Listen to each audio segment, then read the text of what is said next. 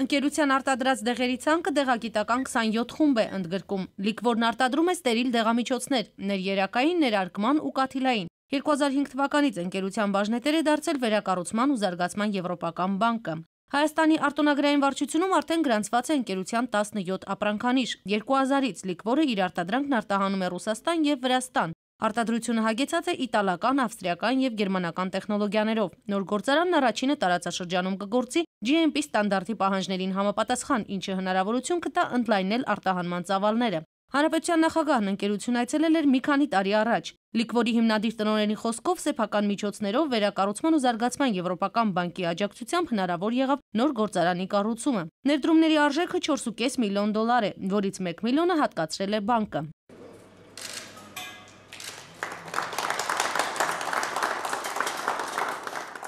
Մեր ընկերությունը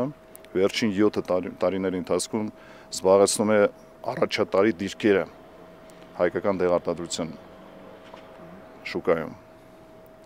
Անցյալ տարվա տվյալներով ընդհանուր ծավալներից Հայաստանում արտադրված դեղամիջոցների 37.5%-ը արտադրել է Լիկվոր ընկերությունը։ Мы очень довольны сотрудничеством. Շատ գոհ ենք գործակցության արդյունքներից։ Բաժնետոմսերի 45%-ը մերն է։ 2005-ից Լիկվորի արտադրանքի վաճառքն ավելացել է շուրջ 5 անգամ, եւ դա ընկերության աշխատանքի փայլուն ապացույցն է։ Սա նաեւ այլ կառույցների հետ մեր գործակցության արդյունքն է։ Էկոնոմիկայի նախարար Տիգրան Դավթյանի խոսքով ընկերությունը ոչնչով չի զիջում ժամանակակից ձեռնարկություններին։ Վերջին շրջանում ոլորտի տեմպերը գերազանցում են 100%-ը։ Ձեռնարկության գործարկումը հնարավոր դարձավ պետություն եւ մասնավոր հատված գործակցության շնորհիվ, նկատում է նախարարը։ Կրկնապատկել ենք ծավալները եւ այս ձեռնարկության գործարկումը կարծում եմ լուրջ դերակատարություն կունենա երկրի